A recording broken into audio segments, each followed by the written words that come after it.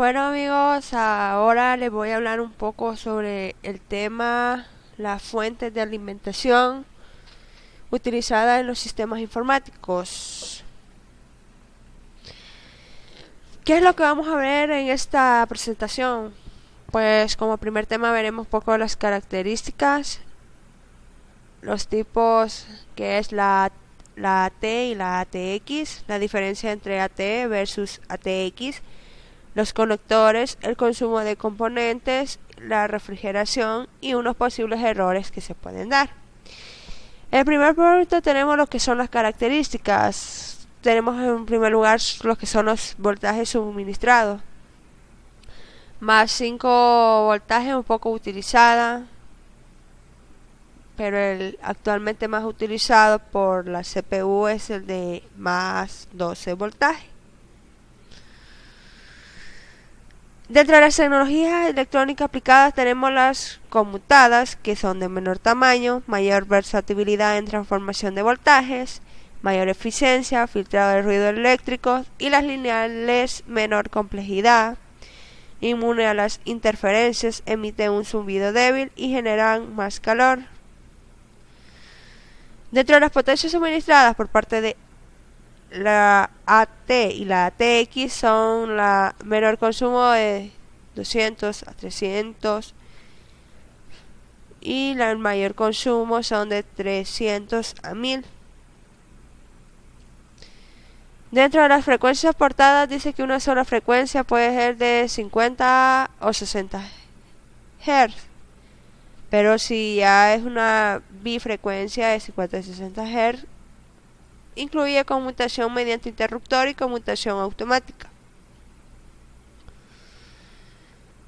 A la hora de la eficiencia, por ejemplo, decimos, si la eficiencia de la fuente es del 70% y en la práctica el equipo consume 200, la fuente tendrá que consumir 260 reales, por lo que estaríamos pagando 60 de más.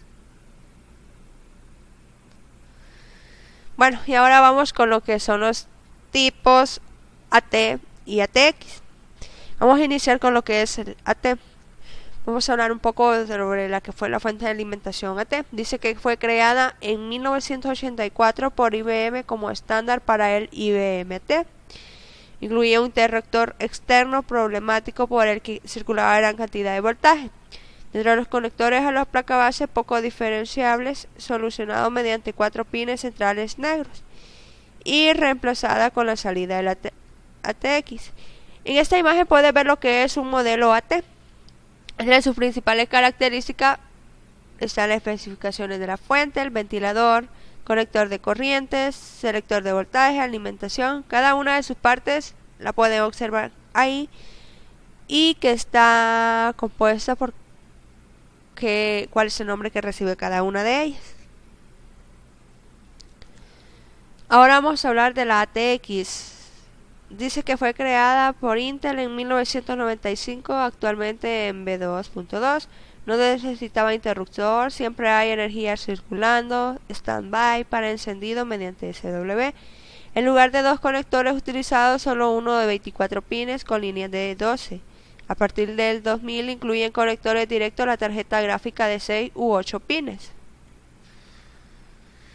Acá tenemos un ejemplo del modelo de ATX. Las partes de la fuente de ATX enumeradas y el cuadro de la par pueden ver de qué constaba.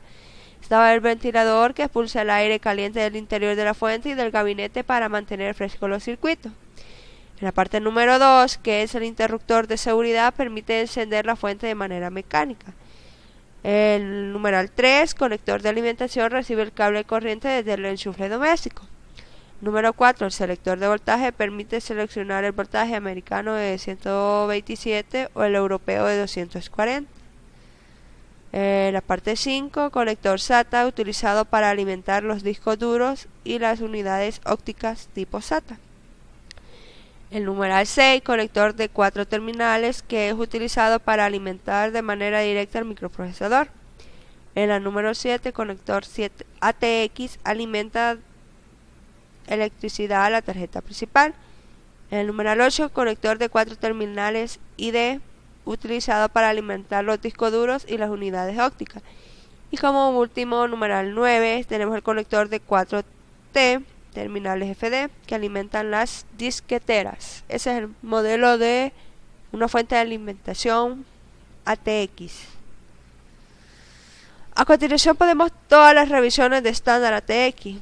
Dice que la ATX tiene un conector de 24 pines, usado en P3 y Athlon XP. Tenemos lo que son las diferencias ATX12B, que son conectores principales de 20 pines, conector secundario de 4 pines, conector terciario de 8 pines, usados por P4 y así sucesivamente. Como podemos observar en la imagen, tenemos cada uno de los conectores que pertenecen a lo que es la marca ATX de los microprocesadores. Es decir, cada una de las partes divididas y qué cantidad de pines era utilizados a la hora de querer dar características de ellas. Tenemos desde el conector ATX hasta el conector ATX 12B 2.2 y ahí pueden leer un poco de sus características.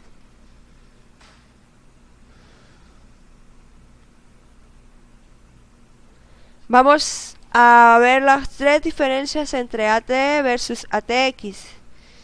La diferencia de la AT tenía circuitería rudimentaria y la ATX tenía alimentación ininterrumpida. La AT tenía interruptor peligroso para el usuario y el sistema. La ATX posibilidad de arranque mediante Wake on Land, Wake on Write, Hypernar. Y tenemos que posibilidad de confundir los conectores con la placa base. Sin embargo, la ATX compatibilidad con memorias DDR2, bus PCI Express, SATA, etc. Y tenía la AT una característica muy buena, que era poca necesidad de refrigeración. Ahora continuamos con los conectores. Dice que podemos encontrar los siguientes tipos de conectores en nuestra fuente ATX. Conector de 4 pines Bird, que es para la disquetera, y conector Molex de 4 pines, discos duros, lectores y CD, DVD, así como se ve en la imagen. Tenemos conector Molex de 20 pines para ATX, que es utilizado en la placa base. Tenemos el conector Molex de 4 pines y 12B para Pentium, también para la placa base, y el conector auxiliar de 6 pines. Acá tenemos un breve ejemplo del consumo de componentes, desde la tarjeta de video AGP hasta los DVD Drive ID. Tenemos la potencia requerida y la cantidad de voltaje que consume cada uno de estos componentes.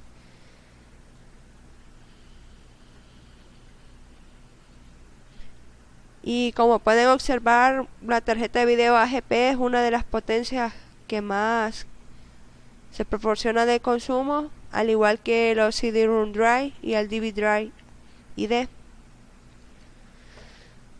Y así sucesivamente pueden ir observando cada uno de los consumos de los diferentes componentes que tiene la computadora y que como fuente de alimentación, cuál es su funcionalidad y cuánto es lo que consume a la hora de que estos están ejecutándose. Ahora vamos con lo que es la refrigeración. Dice que la AT, estas fuentes disponen de un ventilador que expulsa el aire al exterior y de unas ranuras que recogen el aire de la torre. La ATX, algunas tienen la misma configuración que la AT, mientras que en otras se expulsa el aire caliente a la torre, siendo esto una mala solución.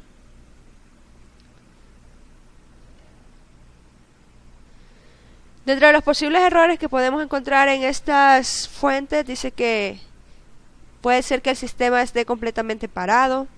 El sistema funciona momentáneamente pero después se para.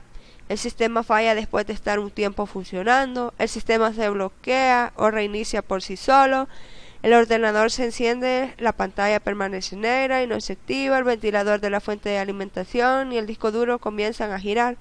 Son uno de los posibles errores que presentan las fuentes de alimentación, tanto la AT como la ATX. Pero acá tenemos un poco cómo explicarles unas posibles soluciones a la hora de querer resolver los problemas anteriores. Como primer punto dice que podemos verificar si el cable de alimentación está bien conectado, si se dispone de interruptor, verificar que esté en la posición de encendido, comprobar la temperatura y el correcto funcionamiento del ventilador, comprobar si la fuente cumple con los requisitos de consumo de los componentes del sistema, comprobar que no haya algún dispositivo que genere un cortocircuito. Para ello iremos desconectando los dispositivos hasta dar cual que tiene la avería.